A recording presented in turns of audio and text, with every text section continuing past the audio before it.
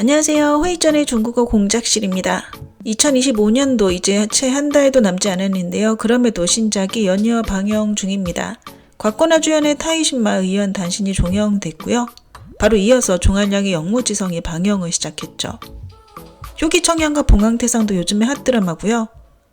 일부 작품들은 인기 소재는 아니나 호평을 받고 있습니다. 대생의인이나 당조괴사록 시즌3도 충분히 정주행할 만하다고 하네요. 오늘은 최신 인기 중두순위 탑10을 알아보겠습니다.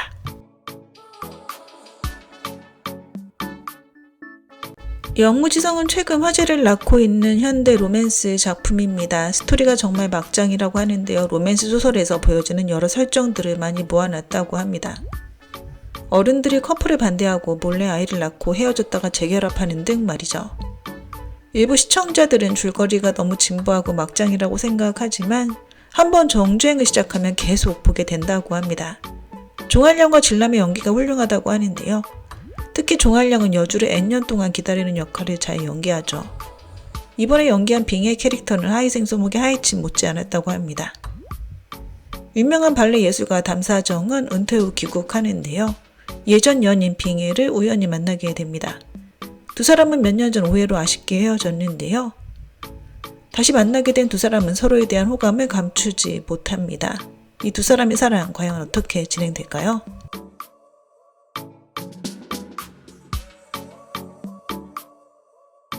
곽건화 주주주연의 타이신마 의연 단신이 9위를 차지했습니다. 일본에 결혼 못하는 남자를 리메이크한 작품인데요. 40살의 실내 디자이너 유유는 대외적으로 비혼이라고 하고 다니지만 여러 차례 감정적인 어려움을 겪습니다. 우연히 내과 의사인 고역가를 만난 후 감정 충돌이 일어나게 되죠. 넷플릭스와 틱톡에서 좋은 화제성을 보여주고 있고요. 스토리가 시청자들의 공감을 사고 있습니다. 나이가 찬 싱글의 감정에 대해 흥미롭게 해석했고요. 캐릭터 또한 현실감을 가지고 있으며 남주는 패도 총재 스타일은 아닙니다. 말투는 거칠지만 마음은 여리고요. 한마디로 츤데레 스타일이죠. 곽건화는 캐릭터를 위해 다양한 표정 연기를 선보였으며 그것이 매우 귀여워서 많은 화제를 몰고 오기도 했답니다.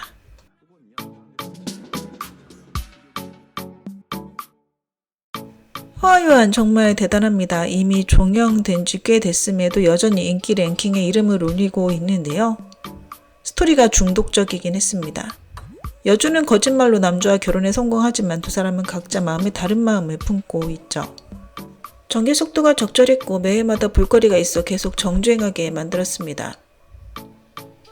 미스터리 분위기도 있었고요. 가면을 쓴 부부의 막장 혼인 생활이 전개되며 반전의 반전이 이뤄집니다.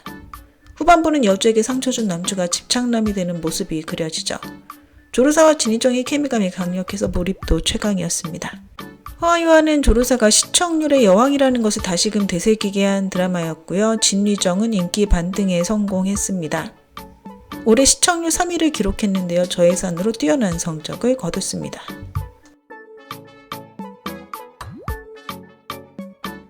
공준주연의 아마존은 작가 주목남의 동명소설을 각색했는데요.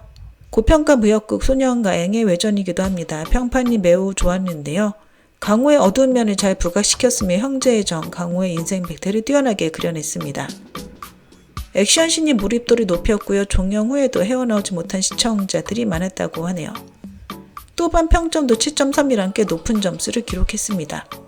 강호 제1의 자객 조직 아마의 두목이 위험에 처하자 두목 자리를 빼앗으려는 3명의 가주가 자객을 보내 암살하려 합니다. 소모호는 아마의 주영단 수령으로 어쩔 수 없이 투쟁에 휩쓸려 들어가는데요. 소모와 그의 친구는 각자의 신념을 위해 서로에게 검을 겨눕니다.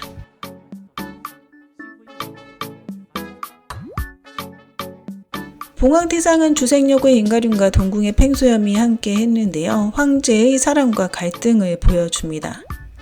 비극적인 사랑을 잘 그려내는 두 주연 배우 덕분에 방영 전부터 큰 기대를 받았는데요. 하지만 뜻밖에도 낮은 화제성을 보여줬습니다. 많은 설정이 동궁을 연상시켰으나 동궁만큼의 고퀄과 케미감을 선보이지 못하면서 평가나 화제성이 낮았고요. 또반 평점도 4.8에 그쳤습니다.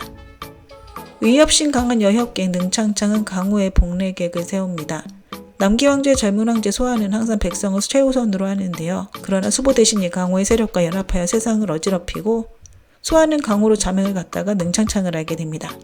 뜨박이도 능창창은 수보 대신의 딸이었고 그의 황후가 될 예정이죠.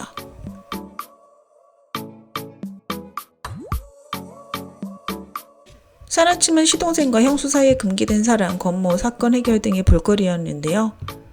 원래 큰 기대를 받은 작품이었습니다. 하지만 아쉽게도 송지은과 정우의 케미감이 약했고요. 원작 소설의 인기 내용이었던 시동생과 형수의 서로 끌리는 감정선을 다르게 각색하면서 화제성, 평가 모두 높지 않았습니다. 또반 평점도 5.3에 그쳤는데요. 다만 사라침의 가장 큰 볼거리는 정우회라고 합니다. 연기력이 여전히 호평을 받았고요. 캐릭터 역시 생생하게 그려냈습니다. 대장군인 초유의 아버지가 전장에서 전사하는데요. 중상을 입은 초유의 오빠는 이 사건이 그렇게 간단하지 않다고 말합니다. 위씨 가문은 전투에서 참패를 당하고 위씨 가문의 막내 아들 위온 혼자만 살아남는데요. 초유는 위씨 가문의 시집과 조사를 시작하고 처음 위온은 그녀에게 경계심을 품지만 그 후 함께 지내면서 그녀에게 감정을 느끼기 시작합니다.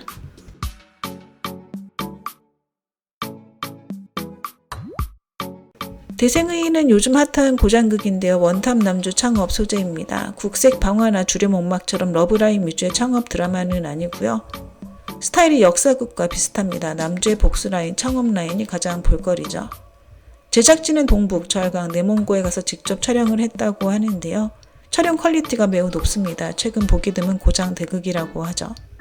진유의 고장 분장 또한 호평을 받고 있습니다. 난세에 태어난 고평원은 누명을 쓰고 연고탑으로 유배됩니다. 그는 그 틈바구니에서 살아남았을 뿐 아니라 역경을 기회로 만드는데요. 그는 문약한 서생에서 차입으로 불을 쌓기 시작하고 소금으로 사업을 일으킵니다. 각지의 상인들과 힘을 모아 나라와 백성을 구하기 위해 손을 맞잡는데요. 상황이 되기 위한 열혈 투쟁 과정에서 고평원은 여러 사람들과 알게 되면서 자신의 전설을 만들기 시작합니다.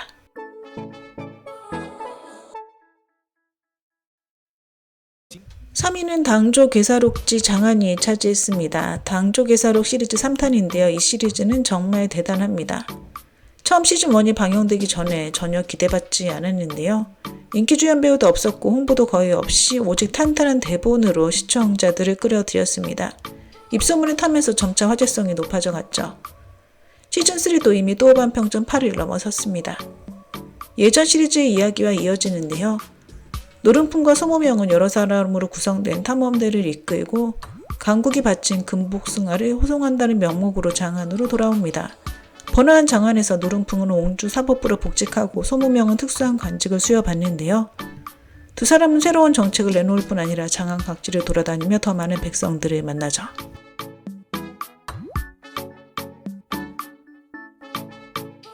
수룡음은 연하루와 마찬가지로 등평의 소설을 각색했는데요. 연하루가 또반 8.5의 호평만 받아 수룡음에 대한 시청자들의 기대가 높았습니다. 하지만 두 드라마의 평판에 큰 차이가 났다고 하는데요. 일부 시청자들은 수룡음이 전통적인 무협극은 아닌 것 같다라고 이야기하고 있고 또 다른 시청자들은 스토리에 여운이 있고 스타일이 화려하다고 호평했습니다.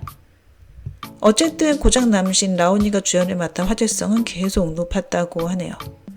다른 세계에서 온 신비한 고수 당여사 무림을 뒤흔들려는 음모에 휘말리게 됩니다. 그 과정에서 여러 인물들과 얽히게 되는데요. 결국 무림의 사명을 맡게 된다는 내용으로 구성되어 있습니다.